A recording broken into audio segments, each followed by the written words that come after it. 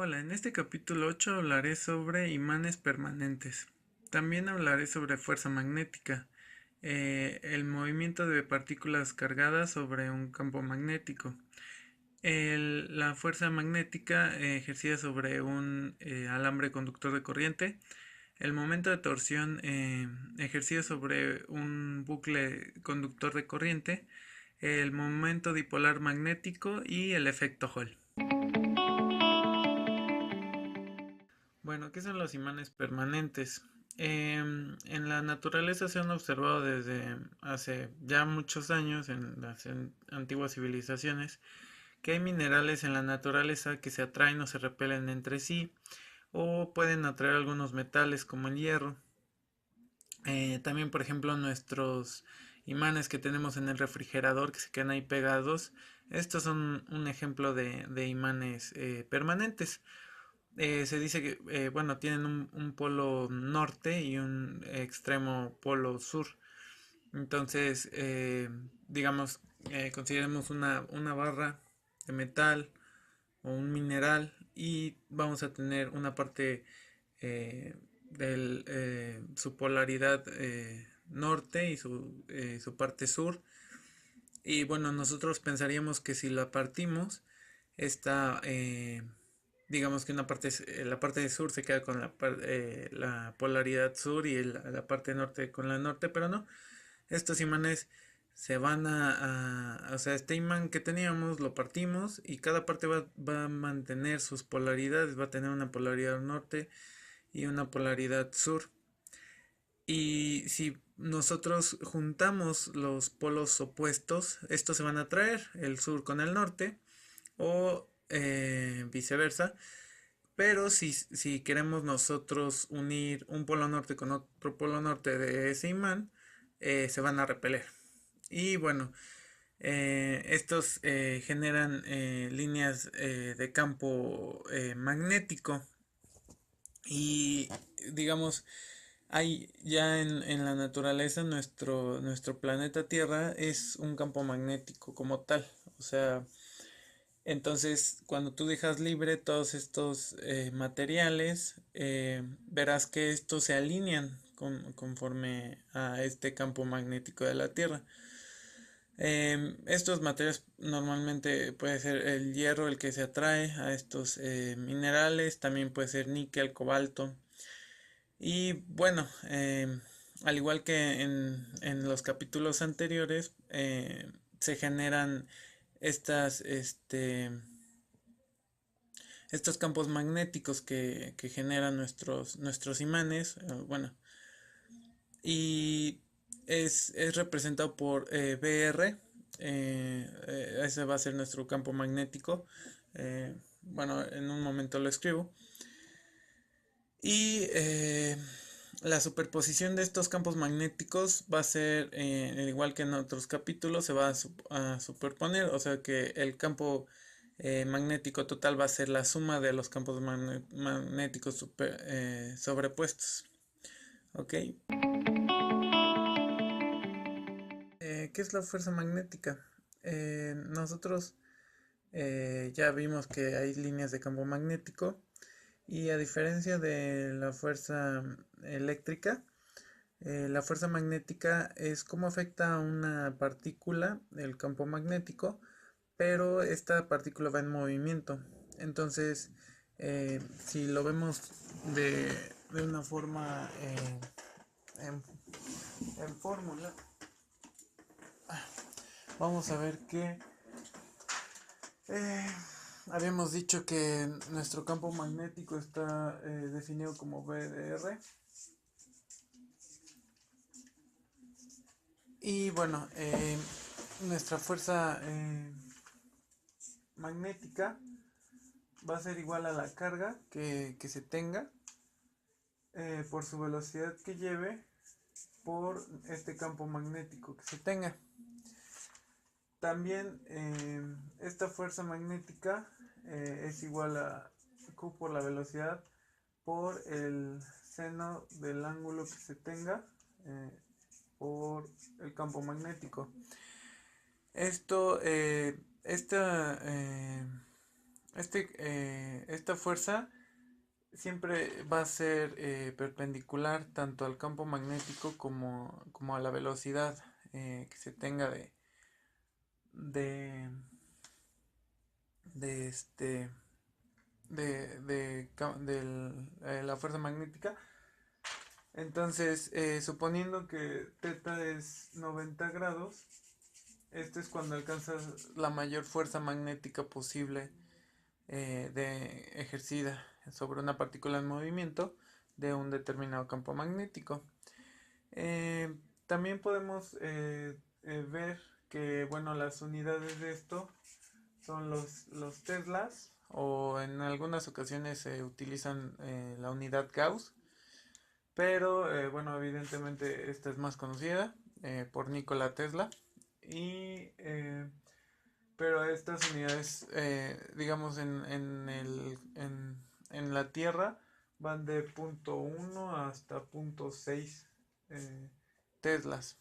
Entonces son de un orden bastante grande. ¿Y qué más? Bueno, prácticamente eso es para la fuerza magnética. Como parte de el movimiento de partículas cargadas en un campo magnético, estas también, debido a esta fuerza magnética, generan una fuerza centrípeta para poder mantenerse en un campo magnético a velocidad constante y en un radio. Digamos, por ejemplo, se nos da el ejemplo de un carro dando vueltas en un círculo. Entonces la fricción entre las ruedas del carro y el piso es eso que mantiene al carro dando vueltas en un círculo, que sería el ejemplo de la fuerza centrípeta. En nuestro caso, para estas partículas con carga, esta fuerza centrípeta es igual a la masa que tenga la partícula que estemos analizando por su velocidad al cuadrado entre el radio del círculo en el que estés dando vueltas.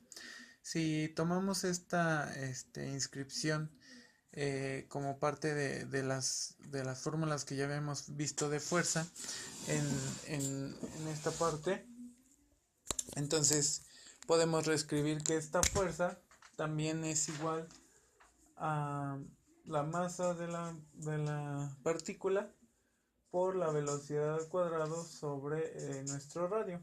Y esto lo podemos igualar a Q, bueno, su magnitud, por la velocidad por el campo magnético. Se va una B con una B y podemos reescribirlo como lo necesitemos en algún problema. Pero bueno, aquí en el libro nos los dan como que el radio es igual a la masa por la velocidad sobre el campo magnético por la carga. ¿Sí? Y de esta forma también podemos utilizar otra fuerza. Esta parte de la fuerza centrípeta es por lo que habíamos dicho, de que esa fuerza tiene que ser perpendicular a la velocidad que lleve la partícula y al campo magnético. Entonces, como el campo magnético son siempre tangenciales, entonces por eso se genera esa, o sea, de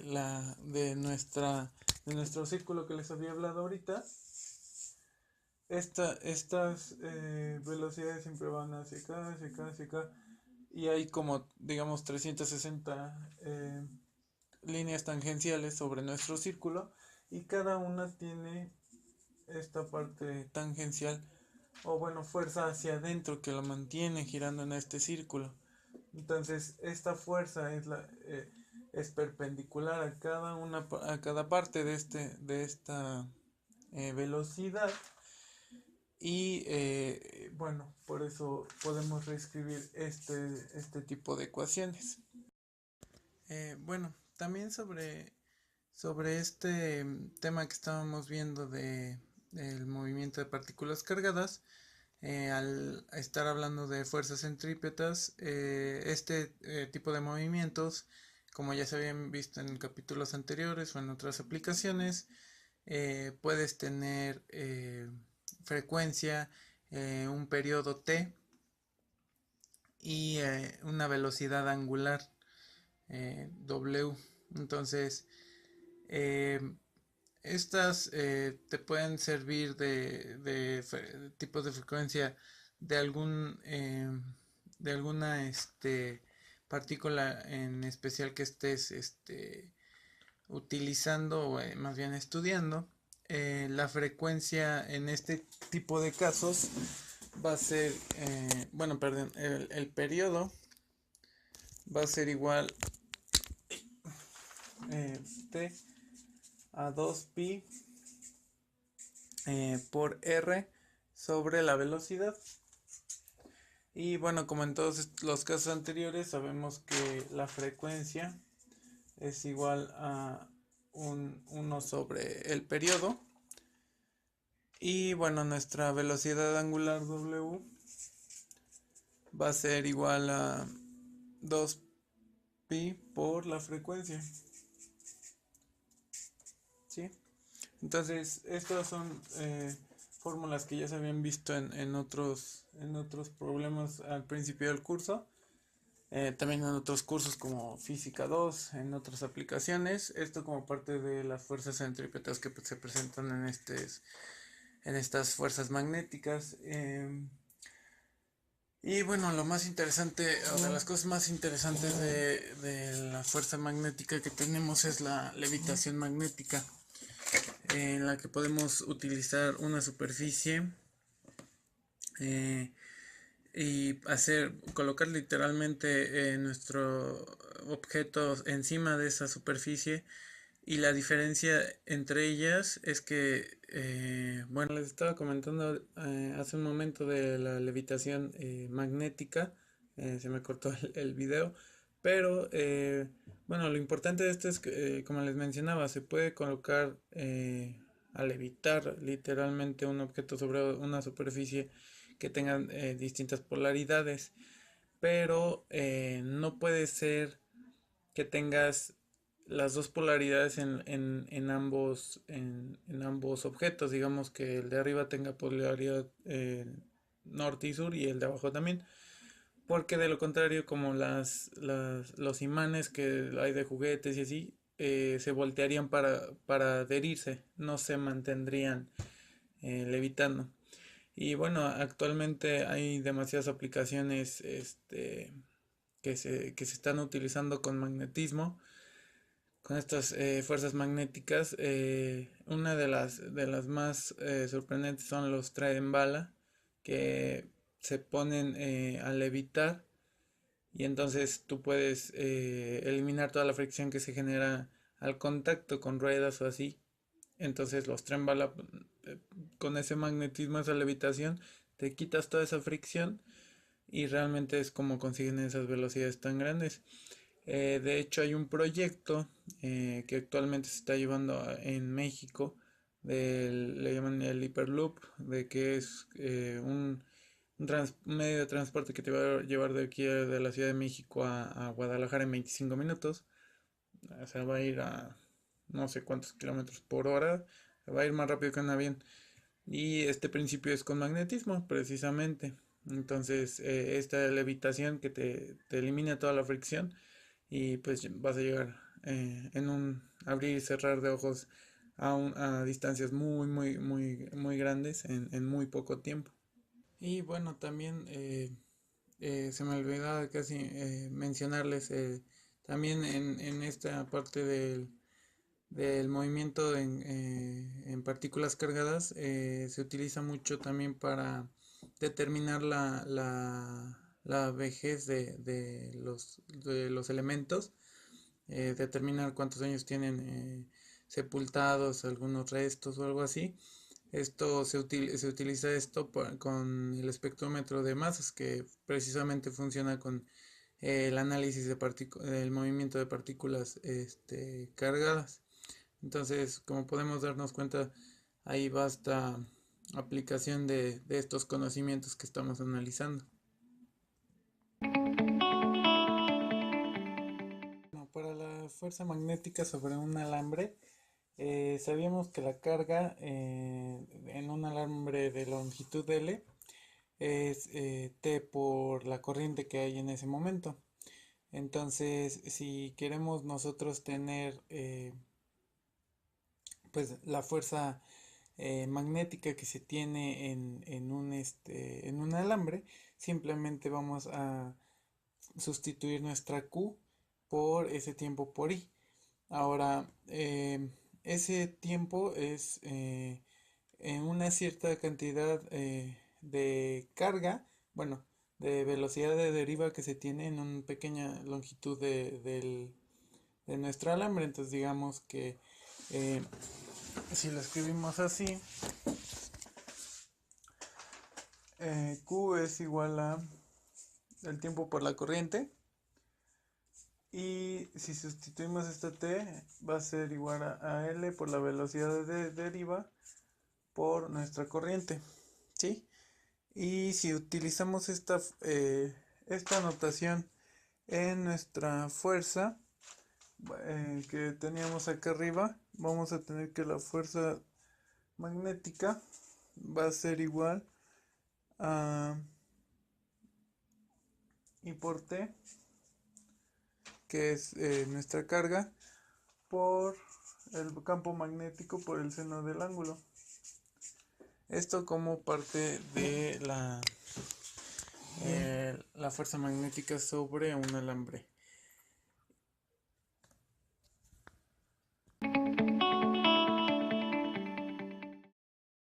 Bueno, para la fuerza de la fuerza magnética sobre un bucle de corriente conductora de corriente, se tiene dos secciones transversales de un bucle. Entonces las fuerzas en este bucle van a ser igual a la corriente por la longitud por el campo magnético, con θ igual a 90 grados, como ya habíamos dicho, para eliminar el seno, o bueno, más bien para tener el rango máximo de la fuerza magnética en este bucle. Determinando esto, se puede decir que también esta fuerza es igual a la corriente por el área del bucle por el campo magnético. Y determinando esto, se puede decir que la corriente por el área, digamos A mayúscula, por B mayúscula, por el seno de θ, va a ser nuestra momento de torque, por así decirlo, o de torsión que se va a tener en este campo magnético.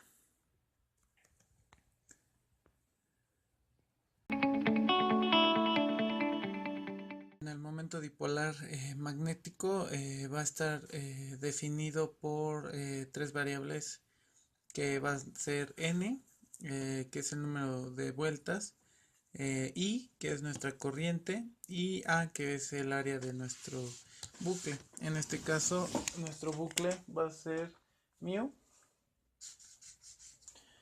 y como ya les había dicho, va a estar definido por el número de vueltas, nuestra corriente y el área que vamos a tener. Esto es como parte de el momento dipolar magnético, ¿sí?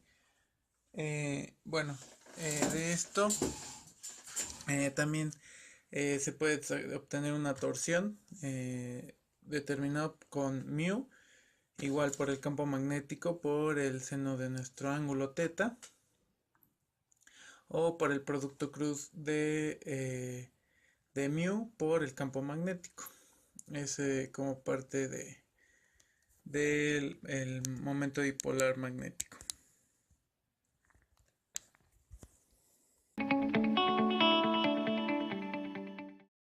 Y bueno, por último tenemos el efecto Hall, que la diferencia de Hall o potencial de Hall está dada por el diferencial de B, BH, que es del mismo nombre, por E por D, que es como mi apodo. El delta B de Hall, el diferencial de potencia de Hall, va a ser igual a E por D. ¿Esto qué quiere decir? Que es el valor de donde D va a ser nuestro ancho del conductor que se está analizando y es la magnitud de campo magnético que se tiene. Y esto sería todo por esta unidad.